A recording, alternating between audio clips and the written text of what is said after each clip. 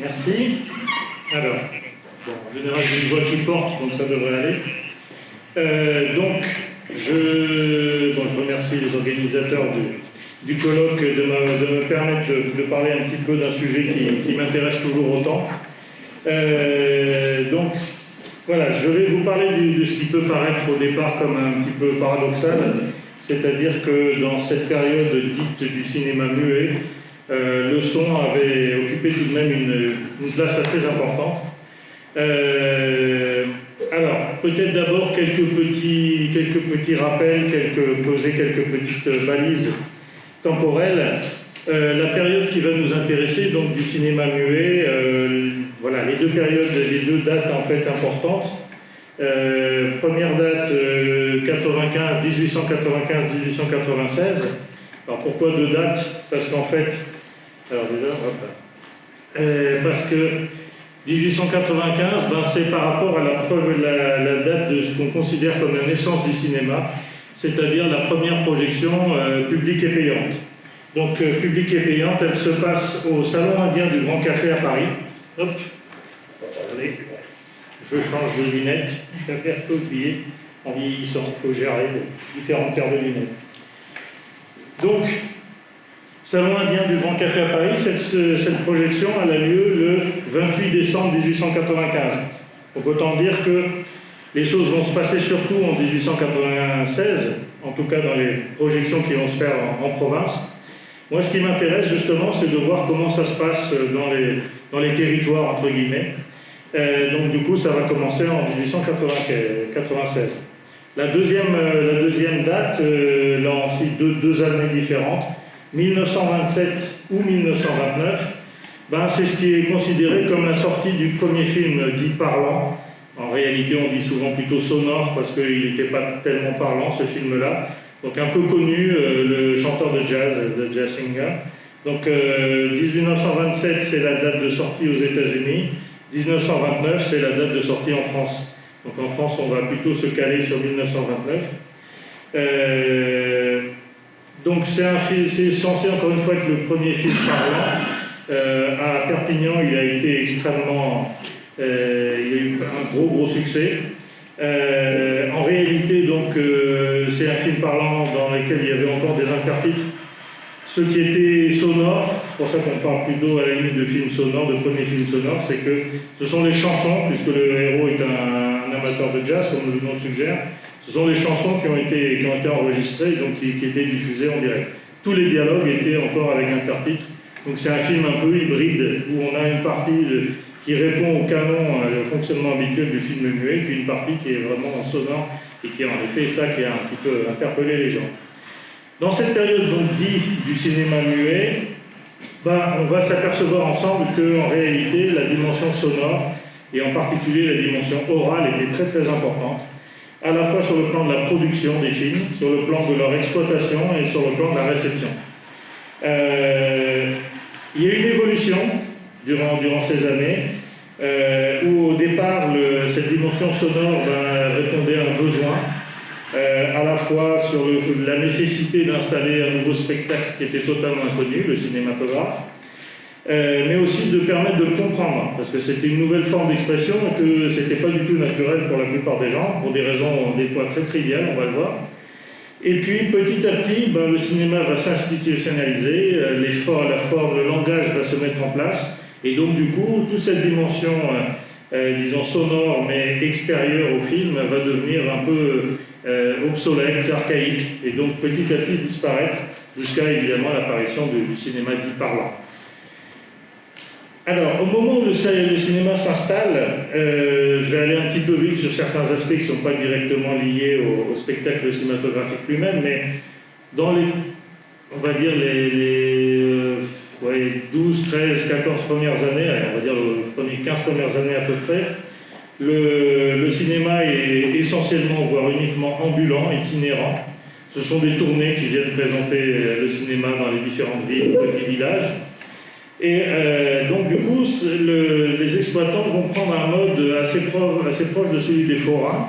Et donc, par exemple, on va avoir un certain nombre de rôles, de personnages qui vont entrer en jeu, comme celui, alors là il y a tout un ensemble de mots qui ne vont pas forcément désigner exactement la même chose, mais de l'aboyeur, du bonimenteur, celui qui va en fait essayer d'attirer le public dans les salles. Il y a énormément d'exemples, je n'ai pas le temps de donner trop d'exemples, hein, je vais essayer de limiter un peu, mais il y a énormément d'exemples de salles de cinéma des années 1910-1915 où les gens étaient obligés, et les exploitants, enfin souvent le fils ou la fille de la famille, qui étaient obligés d'aller dans la rue pour attirer le chaland, amener le public dans la salle.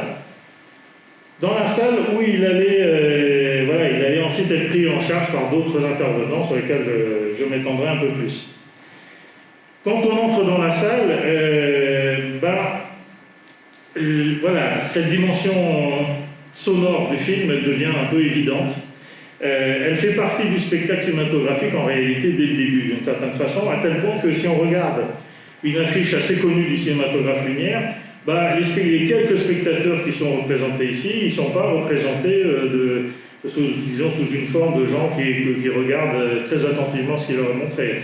On voit bien que les réactions des gens, le gamin qui montre l'écran, parce que c'est la fameuse, vous aurez peut-être reconnu le fameux film de l'arroseur arrosé. Donc voilà, on met en scène au contraire la réaction, pas seulement visuelle évidemment, mais la réaction qu'on imagine très bien sonore des spectateurs devant ce qu'ils sont en train de regarder, ce qui les émerveille. Donc, d'une certaine façon, le côté sonore du côté du public, c'est quelque chose qui fait partie de ce qu'on attend d'une projection de cinéma. Et on va le voir, on attend ça aussi de l'autre côté. Il y a quelques exemples, je vais donner quand même quelques exemples pour illustrer ce que je dis, mais lors de la toute première projection de cinéma à Perpignan, début juin 1896, le journal, l'Indépendant déjà à l'époque, et présente comme ça les réactions du public, je cite, « Des cris d'admiration s'échappaient de toutes les poitrines et c'était des exclamations incessantes chaque fois que l'on voyait chevaux, voitures et gens se mouvoir dans l'écran placé sur la scène. » Donc voilà, cette idée qu'on exprime oralement l'appréciation qu'on a du film, ça fait partie vraiment de ce qui est attendu d'une certaine façon. Dans le Vaucluse, sur lequel j'ai travaillé, comme l'a évoqué tout à l'heure ma collègue Vénérée, j'ai trouvé pas mal de témoignages aussi qui sont assez parlants sur le type de réaction qui pouvait avoir lieu lors des toutes premières séances de cinéma, mais pendant un certain temps. Donc je cite, des hurlements quand les amoureux, je parle de ceux de l'écran, s'embrassaient, des cris quand le traître arrivait, des coups de sifflet chaque fois que passait un ecclésiastique.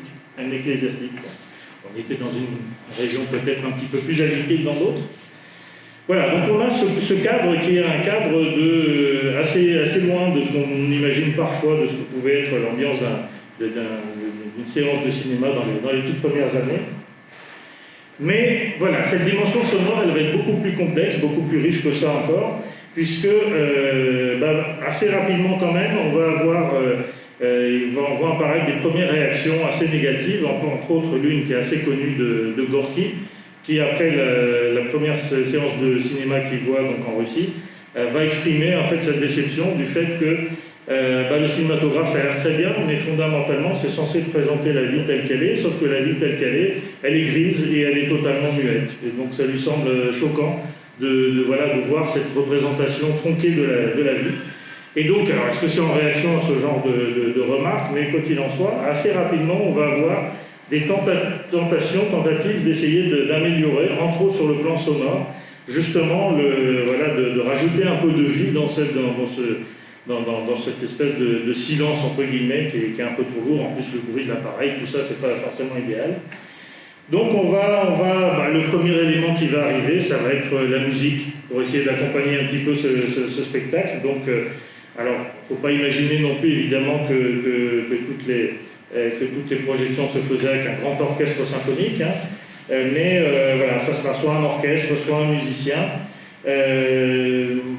Encore des souvenirs glanés dans le Vaucluse où un ancien spectateur des années 20 raconte, décrit comme ça la musique qui accompagnait les films dans la région de Carpentras, si mes souvenirs sont bons.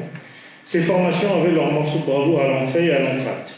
Pendant la projection des actualités, seul jouait le pianiste qui improvisait. Quand il y avait des obsèques, on avait droit à la marche funèbre de Chopin, Quand il y avait un mariage, c'était Wagner ou Mendelssohn. Le reste du temps, il se laissait aller à son inspiration ou utilisait les refrains à la mode. Pour le grand film, le chef d'orchestre recevait des indications précises sur le scénario et il puisait dans le fond de ses partitions pour que les images bénéficient d'un accompagnement complet. Donc voilà, on voit que ça commence, la musique se met en place, mais évidemment, ça c'était surtout valable pour les grandes attractions, c'est-à-dire les tournées importantes. Il y avait aussi des tournées beaucoup plus raisonnables qui allaient dans les petits villages, et là, avoir un orchestre ou même simplement un pianiste, c'était pas forcément évident quand on vient pour une période assez courte.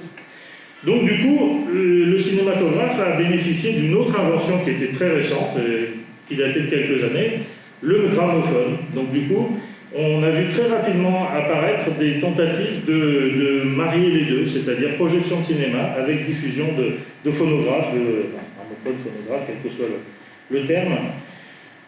Donc aussi bien Gaumont que Pathé d'ailleurs vont mettre ça en place. Donc on voit ici deux exemples en haut chez Gaumont, c'était le chronomégaphone. Il y a aussi d'autres noms qui, après ils ont inventé comme nom le LG-phone. Pourquoi LG-phone? Parce que LG, Léon Gaumont. Pathé, lui, avait son cinéphono qu'il a mis en place aussi assez rapidement.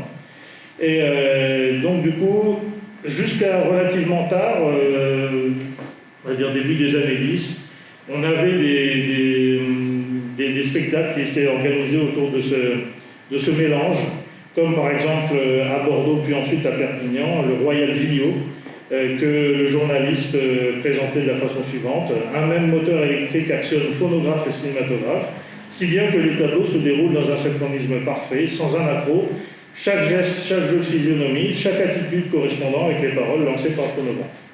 Alors, pour l'essentiel, on parlait de temps en temps de cinématographe parlant, donc on avait ces appareillages. En réalité, on parlait souvent aussi plus de cinématographe chantant, parce que pour l'essentiel, c'était en fait des chansons, des chanteurs, des artistes un petit peu connus de l'époque. Les comiques de l'époque étaient souvent aussi des chanteurs. Et donc, du coup, c'était pour l'essentiel des chansons qui étaient diffusées. Donc, c'est pour ça qu'on parle beaucoup de cinématographe chantant à cette époque-là. Et puis ça allait parfois un peu plus loin que ça. C'est-à-dire qu'on a des fois des cas assez, alors pas exceptionnels, mais relativement rares quand même, où les exploitants essayent d'aller encore plus loin dans le réalisme de la projection, et donc vont proposer des bruitages. Alors dans certains cas, j'ai relevé des exemples en fait où le bruitage était assuré par le gars qui faisait la projection et qui pouvait, parce qu'il avait une certaine propension, essayer d'imiter des bruits de la nature lui-même, par sa bouche, grosso modo. Parfois, c'était un peu plus évolué. Encore un exemple, toujours à Carpentras, j'ai donc beaucoup travaillé sur le Vaucluse, donc forcément, j'ai pas mal d'exemples assez intéressants à ce niveau-là. Donc à Carpentras, un spectateur des années 1910, même du tout début, il avait assisté à la toute première projection de cinéma à Carpentras. Donc il raconte comme ça que dans les premiers temps, au moderne, c'est le nom du cinéma, on imitait les bruits de la nature. Tous les bruits, même le ronflement du vent. Le bruisseur n'y allait pas de main morte, et la moindre brise qui ridait la surface de l'eau prenait souvent l'allure d'un ouragan. Claquement de porte, sonnerie, clacotement de cascade, mugissement des vagues, sirènes, teuf-teuf d'auto, roulement du train, rien n'était omis. J'ai pour l'instant laissé de côté la dimension purement orale du cinéma, du moins du côté de l'exploitant, de l'organisation de la séance. C'est évidemment, j'ai voulu faire un petit focus là-dessus parce que c'est un des éléments les plus importants de cette dimension orale qui est liée au cinéma muet. En fait, c'est le rôle de ce qu'on appelait le conférencier, c'est-à-dire celui qui va expliquer les films qui sont présentés. Donc ça, c'est une présence qu'on observe dès le début. Alors l'image que je présente là c'est légèrement triché entre guillemets parce qu'on n'a pas de photos ni même de dessin d'un vrai conférencier de ces séances de cinéma. Là, c'est une projection, on voit sur la gauche du dessin, hein, c'est de la projection à long terme magique, entre guillemets classique. Il y a quand même deux projecteurs dans ce qui est montré, mais a priori, on n'est pas, ça semble pas être un cinématographe. Mais néanmoins, c'est le même principe, c'est-à-dire qu'on a quelqu'un sur le côté de l'écran qui vient commenter avec un texte éventuellement écrit ce qui est montré à l'écran. Au Québec, en faisant des lectures pour préparer cette intervention, donc il y a pas mal de choses qui ont été écrites sur les conférenciers. Au Québec, évidemment, le rôle du conférencier il est plus large, mais ceci dit, c'est quelque chose qu'on trouve en France, même si c'est mentionné de façon plus, disons, plus allusive. Au Québec, le conférencier, il avait aussi et surtout pour rôle de traduire des intertitres qui étaient en anglais, puisque pour l'essentiel, les films qui étaient montrés au Québec, c'était des films américains, et à l'époque, il n'y avait pas de sous-titres pour sous-titrer les intertitres. Donc c'était le rôle du conférencier que de traduire en français les sous-titres, les intertitres, pardon, des films américains qui étaient passés. En France, ça devait exister, encore une fois, j'ai trouvé des traces très allusives dans le Vaucluse, mais c'est sans doute aussi d'ailleurs des cas dans cette région-ci, puisqu'évidemment, fin 19e et début 20e siècle, il y avait encore beaucoup de gens qui ne parlaient que provençal ou que catalan ici, et donc quand on leur mettait des intertitres en français, ils devaient être tout aussi perdus que les Québécois devant des intertitres en anglais. Il y a aussi un rôle plus large du conférencier qui commente et explique les films qui sont passés, c'est aussi de donner des clés de compréhension que le spectateur n'a pas et ne peut pas vraiment avoir à l'époque, ou alors difficilement. Toujours sur Carpentras, voilà, j'avais trouvé un article assez long d'un journaliste qui se souvenait disons, des souvenirs de ce qu'il avait vu au cinéma dès le début, dans les 20 années précédentes. Alors, pour moi, c'est extrêmement précieux. Et donc, il se souvenait qu'il avait assisté à la toute première séance de cinéma en 1897 à Carpentras, et que lors d'un film qui montrait le président de la République française, il précise, je cite, « Le bonisseur, nous avons ça, Félix Faure ». Il fit bien parce qu'on ne l'aurait pas reconnu. Évidemment, pour un public, lui, s'il était assez jeune à l'époque, si on ne dit pas que c'est le président de la République, ouais, c'est bien, mais ça n'interpelle pas plus que ça. Il y a aussi un cas où le conférencier avait un rôle important, c'est lorsqu'il y avait des films religieux, de caractère religieux qui étaient diffusés, et où là c'était important évidemment, en particulier selon le cadre, de s'assurer que le film sera bien compris de la manière qu'il est important qu'il soit compris. Là, c'est pour donner une petite citation dans la région, à Céré, en 1912, il y a une séance où la passion de notre Seigneur Jésus-Christ est diffusée, et c'est le curé lui-même qui fait le commentaire, en tant qu'à faire, autant s'adresser à ceux qui connaissent mieux le sujet. Et, je cite, « En des phrases courtes et précises, les événements dans le cinéma déroulés devant nous, l'histoire sont expliqués et justifiés. » Alors là où ça devient encore plus intéressant, c'est que le bonisseur, parfois, le bonimenteur, tous ces termes des fois un peu différents, bonisseur c'est un terme plus populo, on va dire, plus populaire que bonimenteur, mais les deux termes se retrouvent assez souvent. Donc là où ça devient intéressant, c'est que le bonimenteur, parfois, il peut mettre en place des petites stratégies de détournement. Alors parfois, c'est un peu filou, un peu coquin. J'ai trouvé un exemple assez formidable en Angleterre. En fait, ce sont les souvenirs d'un projectionniste conférencier qui explique qu'il devait aller projeter dans un petit village une série de films, de petits films, les débuts du cinéma. Et dans les films en question, il y avait un film assez connu, La danse serpentine. Alors le curé du village était très inquiet, parce qu'il devait vaguement avoir sensation que, vous voyez, bon, la photo, ici c'est Aloy Fuller, qui était une des grandes spécialistes du sujet. Bon, la photo à gauche, c'est tout à fait correct. Dans la fiche à droite, on voit qu'il y a quand même une notion autour de la transparence qui n'est pas sans jouer sur certaines, disons, certaines pulsions d'une partie des spectateurs. Et donc le curé, un peu à juste titre, était un peu inquiet de ce que ça pouvait provoquer chez les spectateurs. Et alors le projectionniste a une idée de génie qu'il résume lui-même. Juste avant d'arriver au film suspect, j'ai eu la bonne idée. J'annonçais Salomé dansant devant Hérode. Et là, chacun fut ravi, y compris le curé. Et il ajouta dans un discours de clôture qu'il avait particulièrement apprécié l'idée d'introduire un récit biblique dans un spectacle profane. Évidemment, vous l'aurez compris, c'est absolument pas le cas, du film de départ. J'arrive à peu près à la fin.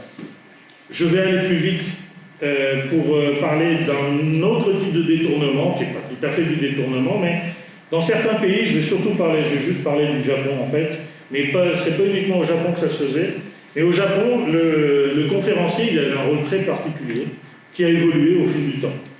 Au tout début, son rôle, ça consistait en fait à être à côté de l'appareil et à expliquer comment fonctionnait l'appareil et à présenter rapidement les films. À partir de 1902 à peu près, le conférencier, alors qu'on appelait Benshi à l'époque, on appelle toujours Benshi quand il y a des reconstitutions de ce genre de choses, il va simplement résumer l'intrigue du film avant la diffusion du film. Et pendant le film, il y a juste de la musique qui est proposée. Et enfin, à partir de 1902 et surtout de l'apparition des premières salles de cinéma, là on sera plutôt vers 1907-1909, le Benchy va cette fois intervenir tout au long de la projection. Donc il va, comme un conférencier classique, entre guillemets, en France et dans d'autres pays, il va donc intervenir, mais il va aller à plus loin que le conférencier classique en France, puisqu'il va interpréter les différents rôles. Donc il va jouer tous les personnages qui ont des discours, dont des dialogues, dont certains sont traduits dans les intertitres, mais des fois il va se permettre, disons, d'improviser un petit peu des dialogues tels qu'il peut les imaginer. Voilà, au Japon, c'est un type de personnage qui a eu un rôle très très important pendant très longtemps, et donc qui avait encore une fois ce petit rôle qui était vraiment très proche de celui d'un acteur, d'un interprète. Et donc, à tel point d'ailleurs qu'il y a des témoignages selon lesquels il y a parfois le Denshi, donc le conférencier, était une star au Japon, et qu'on mettait son nom sur l'affiche pour faire venir le public. Il attirait plus le public à la limite que les acteurs. Et qu'ensuite ils ont créé assez rapidement un syndicat, et que ce syndicat avait un rôle assez important dans l'organisation du cinéma, à tel point qu'il pouvait influencer la création des films de façon à s'assurer qu'ils allaient bien être adaptés au travail qu'ils pouvaient faire après. Je finirai sur en fait la dernière phase de cette existence de la dimension sonore du cinéma muet.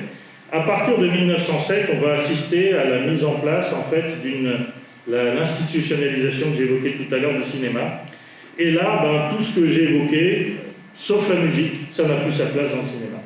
Ça va continuer à survivre, mais uniquement dans les salles populaires, dans les villages, dans les campagnes. Ça va continuer à survivre pendant quelques années, mais par contre, dans les grandes villes, dans les salles de cinéma un peu standing, ce genre d'organisation du cinéma n'a pas sa place parce que, pour deux raisons principales. D'abord parce que le cinéma est en train de s'institutionnaliser, y compris au niveau du langage. C'est-à-dire qu'au début, les films du cinématographe, c'était des films sans aucun montage. C'était un film qui durait 50 secondes.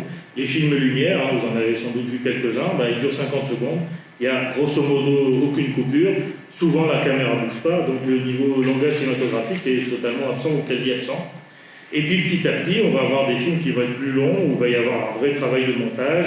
On sait que des auteurs comme Griffiths qui ont joué un rôle très très important dans la mise en place de ce langage cinématographique. Et donc plus ce langage cinématographique apparaît, plus ces pratiques que j'ai évoquées deviennent un petit peu archaïques et même gênantes. Je vais juste vous citer un exemple, toujours à Carpentras, ce journaliste qui évoque des souvenirs, et qui donne un exemple qui illustre assez bien la chose. Alors je vais juste citer un petit extrait. L'article lui-même est très riche dans la façon dont il présente, donc il intègre ça. Donc le journaliste se remémore une projection qui a eu lieu en 1914, vers 14, d'un film qui pense être Les Mystères de New York. Et donc il se souvient que dans ce Mystère de New York, il était présenté dans un intertitre qu'il y avait un canon gigantesque qui était sans bruit et sans fumée.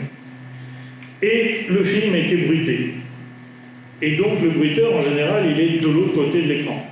Parce qu'il a besoin de place, ça serait gênant pour les spectateurs d'avoir un gars qui fait quand même du bruit, qui déplace le truc. Donc souvent il était de l'autre côté. Et là, c'était donc le cas. Le problème, c'est que le bruiteur, il regarde ce qui se passe à l'action, puisqu'il est de l'autre côté de l'écran, donc il voit évidemment l'image, mais il la voit inversée. Et les intertitres, évidemment, comme les intertitres n'étaient pas très longs et que lui était occupé, le pauvre bruiteur, il n'a pas vu que c'était un canon sans bruit. Et donc quand le canon tire, il donne un énorme coup de cymbale, et les spectateurs, évidemment, sont un petit peu déçus, voire amusés plutôt, de constater que ce canon sans bruit, quand on veut le symboliser, il fait un bruit monstrueux. Et là, j'ai mon ordinateur qui vient de tomber en rade. Donc c'est formidable. Heureusement, j'ai à peu près fini, mais par contre, le problème, c'est qu'à distance, oui, j'avais complètement zappé ça.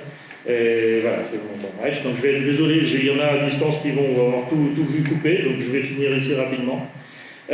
Simplement, voilà, j'avais dit l'essentiel de ce que je voulais dire. En fait, c'est la mise en place de ce qu'on appelle le mode de représentation institutionnelle, le langage cinématographique qu'on connaît encore maintenant, qui a entraîné en fait la disparition de toutes ces formes considérées comme archaïques, dépassées, et évidemment que le cinéma ensuite parlant va rendre à peu près totalement inexistante, mais qui aussi repose sur l'idée que cette oralité du cinéma, c'est un cinéma qu'on contrôle moins bien. C'est-à-dire que c'est un cinéma où le conférencier, comme je l'ai dit tout à l'heure, il a un film un petit peu sensuel, il veut le passer dans une salle de cinéma où le curé a son mot à dire, il peut se permettre de le faire parce qu'il va trouver des façons de tromper un petit peu la vigilance du censeur. Alors que quand il y a des intertitres, quand tout est écrit, c'est au niveau de la production qu'on est capable de contrôler comment le film va être présenté. Voilà. Et désolé pour le plantage de l'ordinateur, j'avais pas besoin de ça.